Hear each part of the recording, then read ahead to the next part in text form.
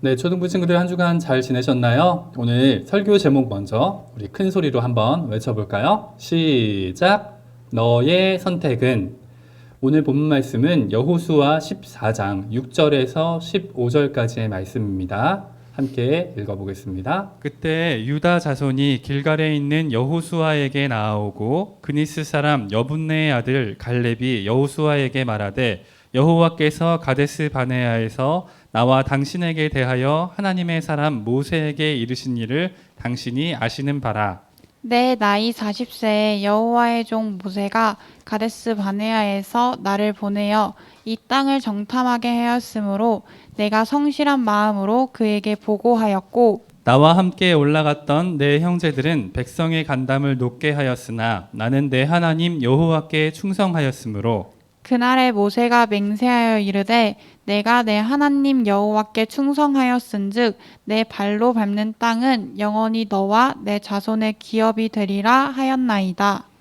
이제 보소서 여호와께서 이 말씀을 모세에게 이르신 때로부터 이스라엘이 광야에서 방황한 이 45년 동안을 여호와께서 말씀하신 대로 나를 생존하게 하셨나이다. 오늘 내가 85세로되 모세가 나를 보내던 날과 같이 오늘도 내가 여전히 강건하니 내 힘이 그때나 지금이나 같아서 싸움에나 출입에 감당할 수 있으니 그날에 여호와께서 말씀하신 이 산지를 지금 내게 주소서.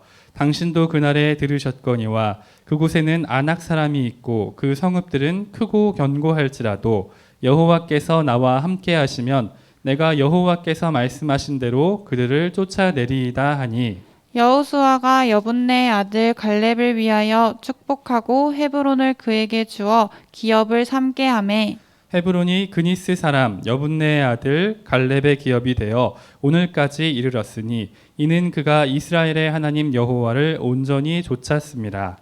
헤브론의 옛 이름은 기럇 아르바라. 아르바는 아낙 사람 가운데에서 가장 큰 사람이었더라. 그리고 그 땅에 전쟁이 그쳤더라. 아멘. 여러분, 혹시 이런 말을 들어본 적이 있나요? 인생은 B와 D 사이의 C다. 이 말이 혹시 무슨 뜻인지 알고 있나요?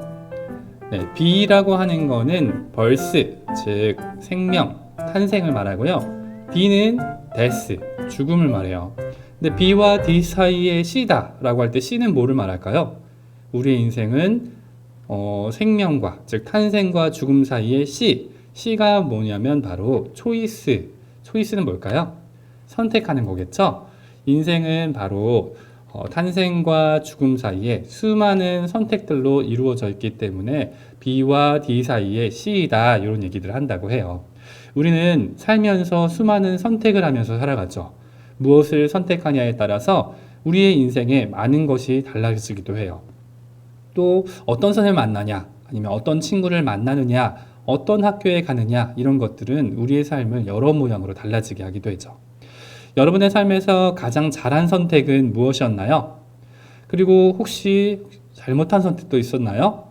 오늘 말씀에는 정말 멋진 선택을 한 인물이 등장해요. 여러분, 갈렙이라는 사람을 기억하나요? 네, 맞아요. 12정탐꾼 중 믿음의 고백을 했던 하나님의 사람이죠. 오늘은 갈렙의 모습을 통해서 하나님 나라의 백성인 우리는 어떻게 살아가야 하는지 살펴보려고 해요. 하나님께서는요, 가나안 땅에 들어온 이스라엘 백성에게 하나님의 방법으로 승리하게 하시고 땅을 하나씩 점령하게 하셨어요. 드디어 가나안 땅 정복이 끝났어요. 그리고 하나님께서는 이스라엘 12지파에게 그 땅들을 나눠주셨죠. 여기서 문제를 하나 내도록 할게요. 그렇다면 가나안 땅은 몇 개로 나누어져 있을까요? 이따가 복수 퀴즈에도 나올 건데 한번 잘 맞춰보세요. 가나안 땅은 몇 개로 나눠졌을까? 우리 채팅창에다 한번 써볼까요? 가나안 땅이 몇 개로 나눠졌을 것 같다. 우리가 그냥 생각하면 이스라엘 지파가 12지파니까 12개가 아닐까? 이렇게 생각할 수도 있어요. 11개라고 생각할 수도 있고요. 13개, 14개 생각할 수 있어요. 정답은 바로 13개예요. 왜 13개일까요? 가나안 땅 분배가 13개로 이루어진 이유에는 세 가지 이유가 있거든요. 첫 번째는 바로 요셉 지파, 즉 요셉이 아들인 므낫세와 에브라임 지파 두 개로 나뉘어 있기 때문이에요. 에브라임과 므낫세가 이렇게 땅으로 나눠져 있어요. 근데 므낫세는 한 군데만 땅을 차지한 것이 아니에요. 가운데 있는 요단강을 기준으로 해서 요단강 서쪽뿐만 아니라 동쪽에도 므낫세 지파의 땅이 있었죠. 그러면 12지파에서 13개, 14개의 땅이 배분됐어야 되는데 왜 13개일까요? 마지막 이유는 레위 지파가 땅을 분배받지 않았기 때문이에요. 그래서 하나님께서는 12지파에게 땅을 13개로 나누어서 하나님의 기업으로 주신 거예요. 각 지파에게 가나안 땅은 하나님의 약속의 성취로 굉장히 중요한 의미를 가지고 있다고 해요. 오늘 본문에 보면 여분네 아들 갈렙이 여호수아 앞에 당당하게 헤브론 땅을 달라고 요청하는 사실을 우리가 알고 있어요. 사실 땅은 요청해서 받는 것이 아닌데 왜 갈렙은 땅을 자신이 요청을 했을까요? 그 땅이 다른 땅보다 정복하기 쉬운 땅이라 생각했을까요? 그 이야기는 45년 전 사건으로 거슬러 올라가야 돼요. 갈렙은 45년 전에 12정탐꾼 사건을 기억하며 여호수아에게 말했어요. 여호수아님, 제 나이 40세 때 가나안 땅을 정탐하고 돌아와 성실한 마음으로 보고했지만 저와 함께 갔던 많은 형제는 하나님을 원망하며 백성의 마음을 무너지게 했습니다. 마음이 무너진 백성들은 하나님을 원망하며 우리를 돌로 치려고 했지만 저는 제 하나님께 충성했습니다. 그래서 하나님께서는 제 발로 밟는 땅을 영원히 저와 제 자손의 기업이 될 거라고 약속하셨습니다. 이렇게 말했죠. 여러분, 이렇게 갈렙의 대화를 들어보면 두 가지 마음을 우리가 짐작해 볼 수 있어요. 한 가지는 갈렙의 성실한 마음이고요. 또 한 가지는 백성의 무너진 마음이에요. 이 두 가지 마음에는 분명한 차이가 있는데 그 차이에 원인이 있어요. 오늘 본문 말씀 8절과 9절, 14절에는 그 갈렙과 다른 백성의 차이점이 충성이라고 기록하고 있어요. 여기서 충성이라는 단어는 꽉 채웠다, 온전히 하나님을 좇았다, 부족함이 없었다라는 의미가 있어요. 하나님께서는 당신으로 가득 차서 온전히 하나님을 좇았던 충성된 갈렙에게는 땅을 약속해 주셨지만 하나님만으로는 부족해서 다른 것을 의지할 것이 필요했던 백성들에게는 약속의 땅을 주실 수 없었던 것이에요. 바로 그 이유 때문에 갈렙은 정탐할 때 받았던 헤브론 땅을 약속받은 것이에요. 그리고 이제 45년이 지나서 갈렙은 85세의 노인이 되었어요. 가나안 정복 전쟁은 끝났지만 아직 정복되지 않은 땅도 있었어요. 그리고 정복되었다 해도 여전히 가나안 사람들이 남아있는 땅도 있었죠. 헤브론에도 아직 가나안 사람들이 남아있어서 그들과 싸울 사람이 필요했어요. 전쟁은 젊은 남자에게도 굉장히 힘들고 어려운 일이죠. 그런데 85세인 노인 갈렙에게는 분명히 더 힘들었을 거예요. 갈렙이 전쟁의 어려움을 모르는 것도 아니었을 거예요. 오히려 누구보다 잘 알고 있었을 거예요. 그런데도 불구하고 45년 전 하나님께서 주신 약속을 기억하면서 하나님께서 여전히 나와 함께 하신다면 승리하실 것이라 하나님께서 여전히 나와 함께 하신다면 승리할 것이라고 이 생명 다할 때까지 하나님 나라를 위해서 충성된 마음을 가질 거라고 갈렙은 이야기했어요. 우리가 잘 알고 있는 여호수아 14장 12절에 그 내용이 나와 있죠. 우리 다 같이 이 예배를 드리는 친구들 함께 읽어보겠습니다. 그날에 여호와께서 말씀하신 이 산지를 지금 내게 주소서. 당신도 그날에 들으셨거니와 그곳에는 아낙 사람이 있고 그 성읍들은 크고 견고할지라도 여호와께서 나와 함께 하시면 내가 여호와께서 말씀하신 대로 그들을 쫓아내리이다. 우리 헤브론의 옛 이름이 바로 기럇 아르바였어요. 기럇 아르바는 옛날 12정탐꾼 사건 때 이스라엘 백성의 간담을 높게 했던 거인 족속 아낙 사람들이 거하는 곳이었죠. 그만큼 헤브론은 아낙 사람들에게도 가나안에게도 핵심 도시였어요. 그러나 갈렙은 이스라엘 백성들처럼 마음이 무너지지 않았어요. 오히려 전능하신 하나님을 향한 성실한 마음, 충성된 마음으로 전투에 임했어요. 갈렙이 충성된 마음을 하나님께 보이자 하나님께서는 결국 헤브론을 허락하셨어요. 그리고 갈렙과 그의 자손들이 기업이 되게 하셨죠. 갈렙이 결국 헤브론을 기업으로 받게 된 이유는 여호수아 14장 14절에 기록되어 있어요.